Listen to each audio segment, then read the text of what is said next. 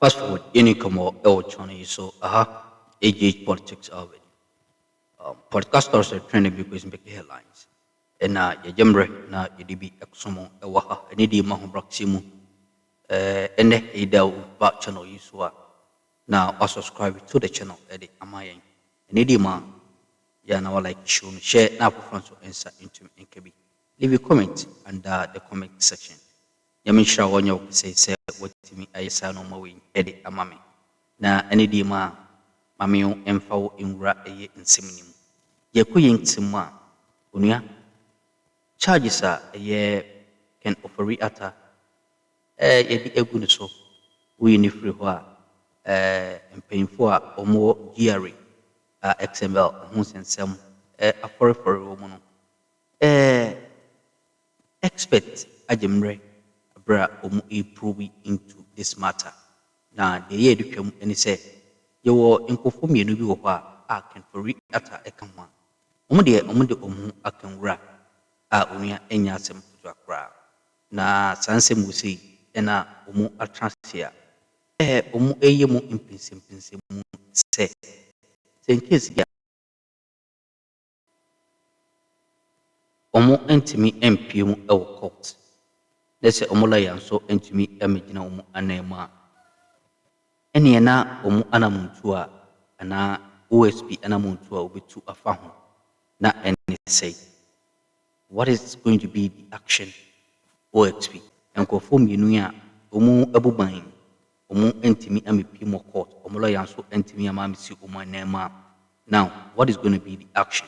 At this point in time, experts, legal experts, attraction, omu ajemre na edibi exum ewaha, AG politics abe, yanko ensimnu. Isaac Crensel, former Commissioner of the Customs Division of Ghana Revenue Authority and General Manager of Strategic Mobilization Ghana Limited. 6. Kwejo Damwa, former Commissioner of the Customs Division of Ghana Revenue Authority and Member of Parliament for German South constituency. As part of the process, the OSP will seek to recover the financial loss caused to the Republic from the persons listed above. Also, the OSP will recover a total amount of 125 million cedis from SML by way of a disgorgement of unjust enrichment of overpayment by the return of the benefit of this amount it obtained unfairly at the expense of the Republic.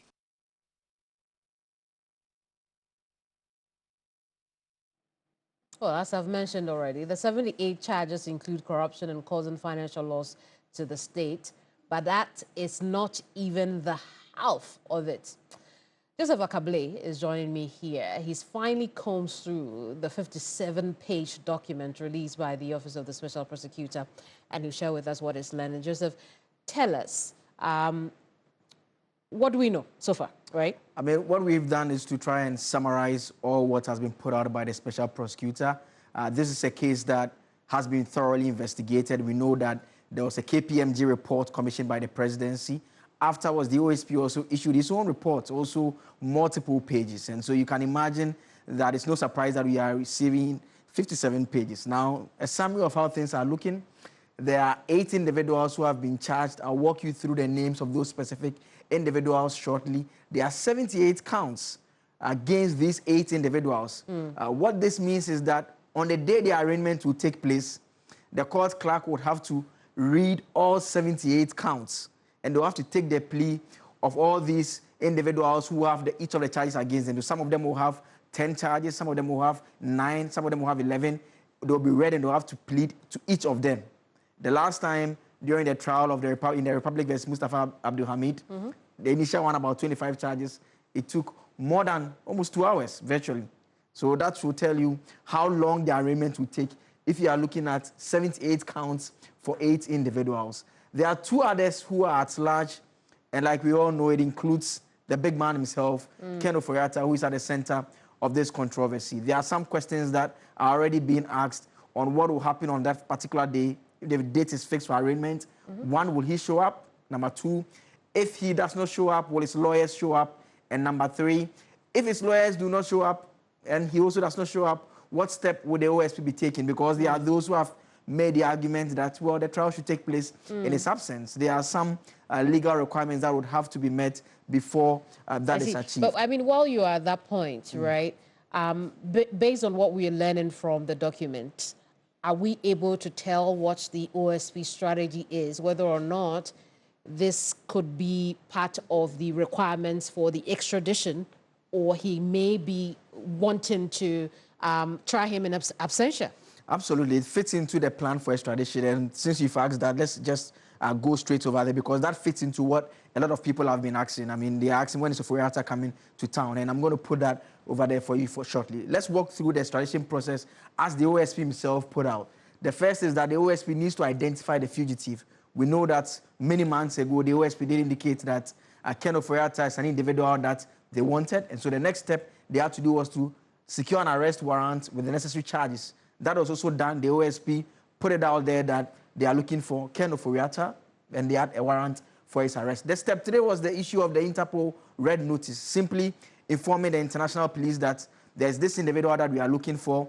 If you have him in your jurisdiction or you locate him anywhere, apprehend him and make him available to us. Then comes the step 4, which is the crucial step which has become debatable here in Ghana, the submission of the extradition packet to the Attorney General. It's become controversial in Ghana because the OSP itself, per its release, detailed what needs to be part of the packet that they give over to the Attorney General. It includes a copy of the arrest warrant, which is no issue because they've crossed that step already. A copy of the red notice, no issue. But note here, a copy of the charge sheet. And that is where there was a bit of a challenge. And you heard the Attorney General tell us publicly through the Deputy AG that they had made a request for the docket and the docket had not been provided. Now we know that the charges have been filed. And again, the Office of the Special Prosecutor did indicate to us that they were concluding work on it and that when they are done, they will make everything available to the Attorney General. So what we are learning today in terms of the charges that have been filed will mean that they can't fulfill this. If you look at the charge sheet, the 57-page document, it also includes a fact sheet, which is a summary of the nature of the allegations against these individuals. Why have they been brought to court?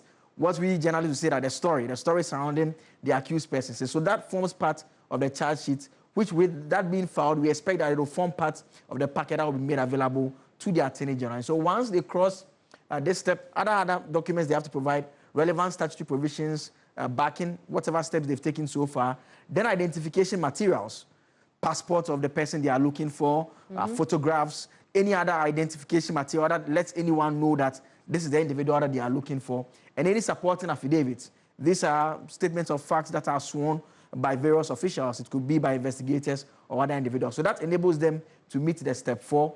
Then comes the other additional steps that they have to take. The Attorney General needs to review and approve the request. He has to make a determination that everything that has been submitted falls within the required laws.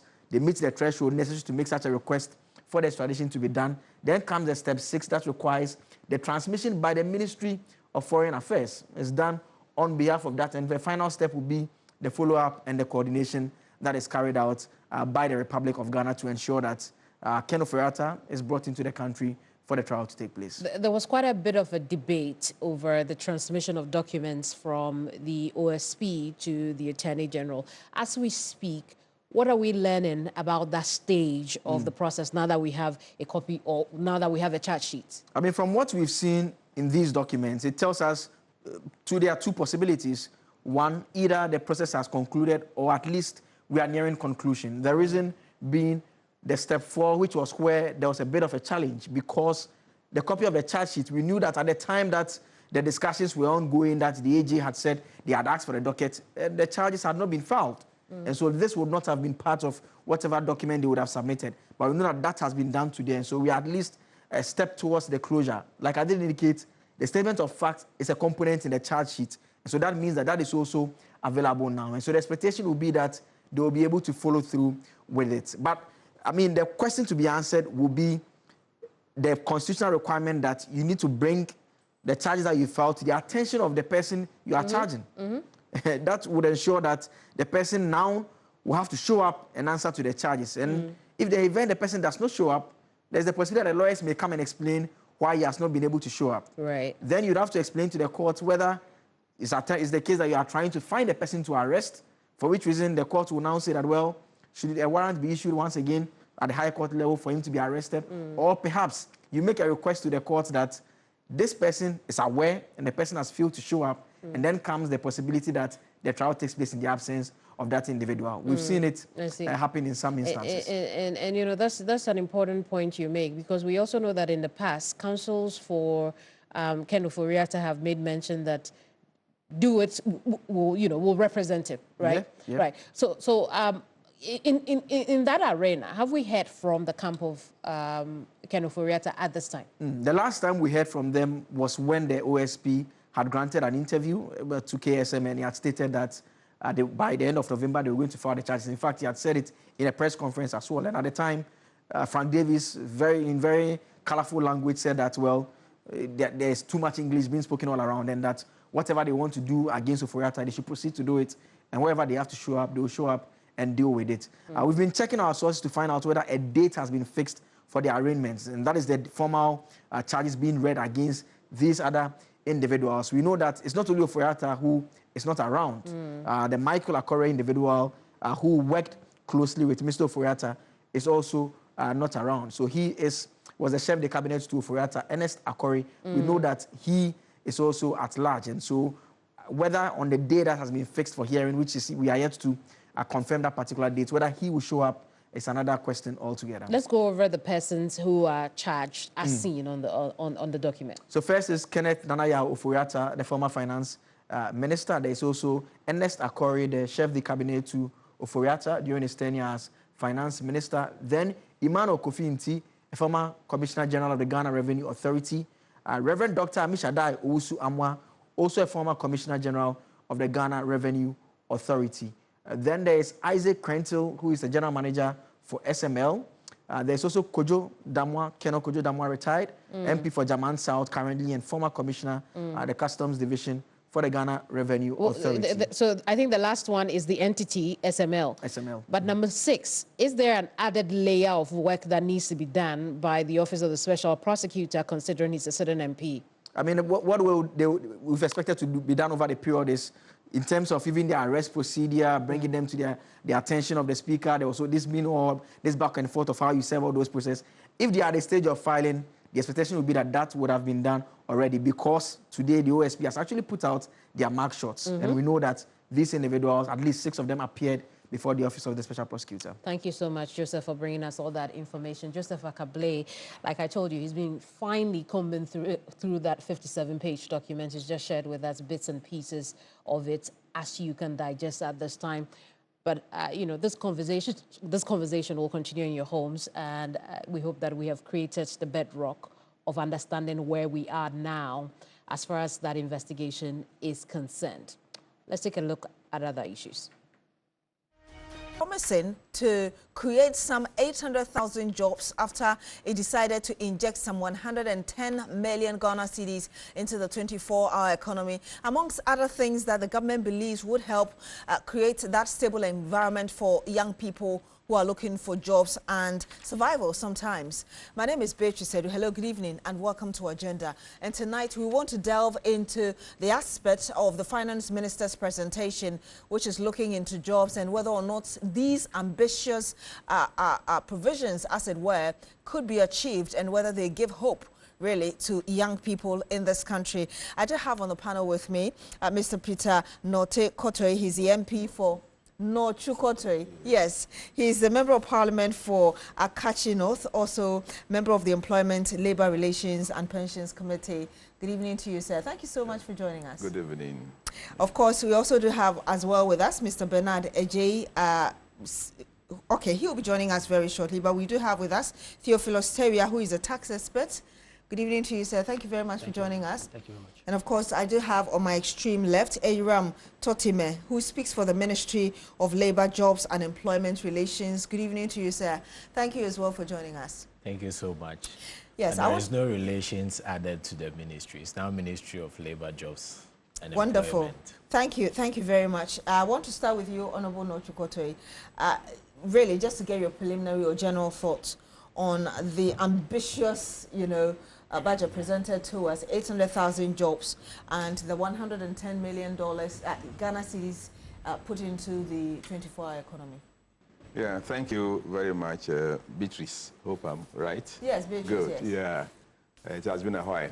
Yes. Yes, the Minister for Finance, Honorable Dr. Akuffo presented a budget, as you said, last week. It's a very pragmatic budget that he presented, outlining government policies and programs for 2026. And looking at it very critically, I see it as a budget that is aimed at resolving unemployment challenges that we are facing in the country. He mentioned that it is envisaged that there will be 800,000 jobs opportunities next year. And there are various ways by which this will be achieved. And I hope as we go along, we'll look at them critically. Indeed. Let me get your thought as well, Mr. Terrier, because there are some, including KPMG, that describe this budget as one that you would say the finance minister was cautious, even being optimistic. Well, thank you, Beatrice. I would say that it is not an ambitious budget, but a moderate budget, in the sense that we've had a history where government promise every year to create jobs for the youth. As to whether those targets are being achieved or not. So it's too early to say that these have been attained. It's too early to say that these are ambitious, because we've seen a number of programs that have been introduced. We've seen a million job being promised, but at the end of the day, we don't see any results. So for me, when we get into the nitty-gritty, we will look at them. 800,000, you don't think it's too much within 12 months? Which is why some people think that it is ambitious. We'll look at that when we get there. Okay, I'm coming to you, Mr. Totime. You're with the ministry, obviously working with agencies that will implement this. From where you sit, you think that you're equipped, for instance, enough to be able to implement some of these things that the government has presented to us? Yes, this is possible. It can happen. Government is creating the enabling environment such that the private sector, which is the engine of growth, can also support this agenda in creating jobs and enabling environment for businesses to thrive. And so it is possible. It is possible. I mean, give us specifically what you intend to do in collaborating with other agencies that make you think that really what has been giving us is possible. Well, I mean, government, like I mentioned earlier, is there to create an enabling environment for businesses to thrive.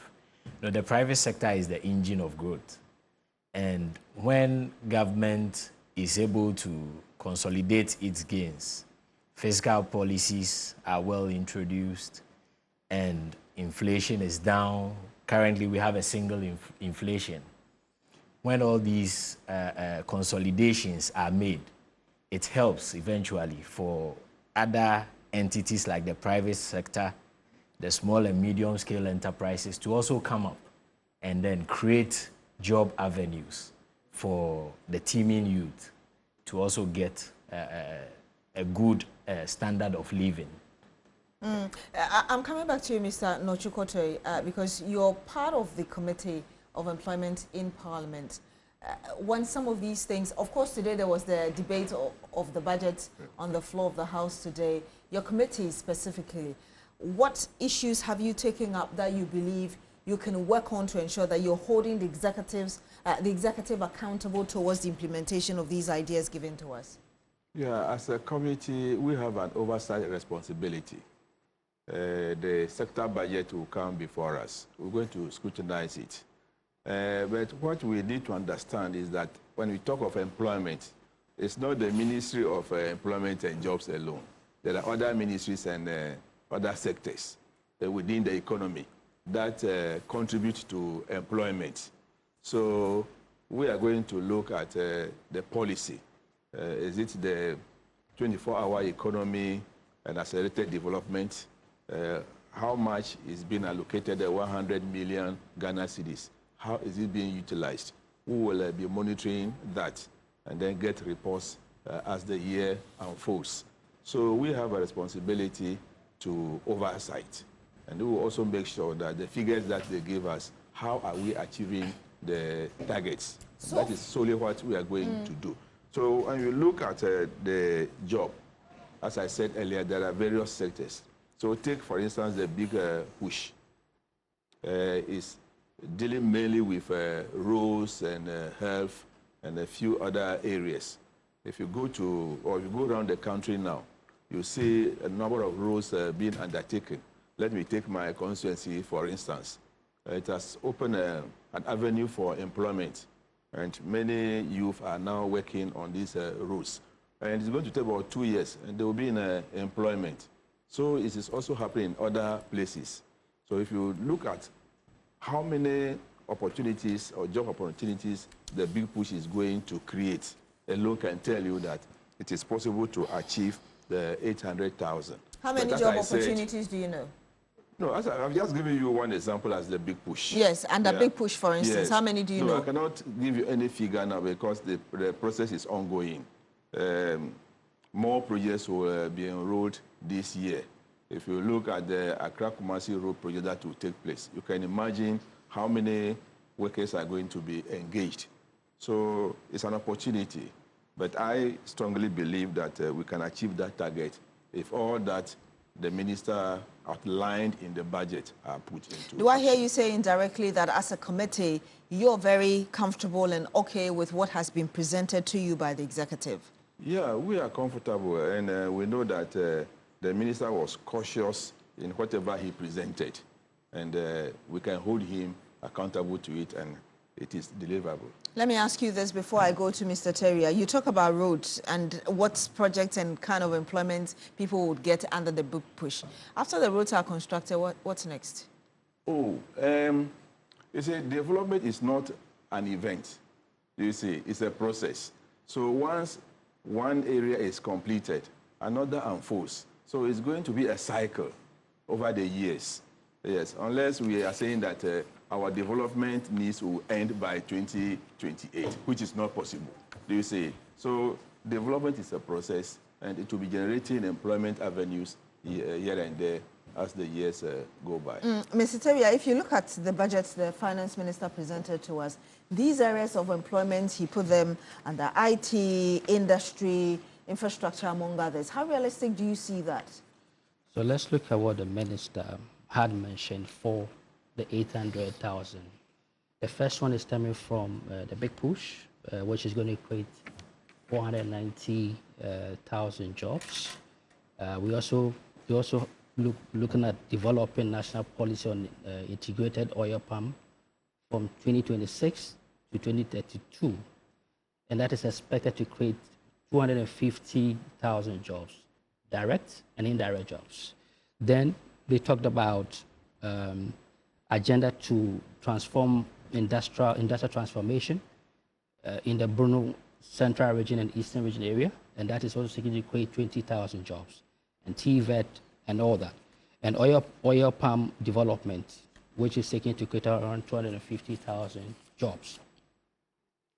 These jobs that is being churned out, I mean, is being planned to achieve by the ministry, are jobs that are related to short-term projects.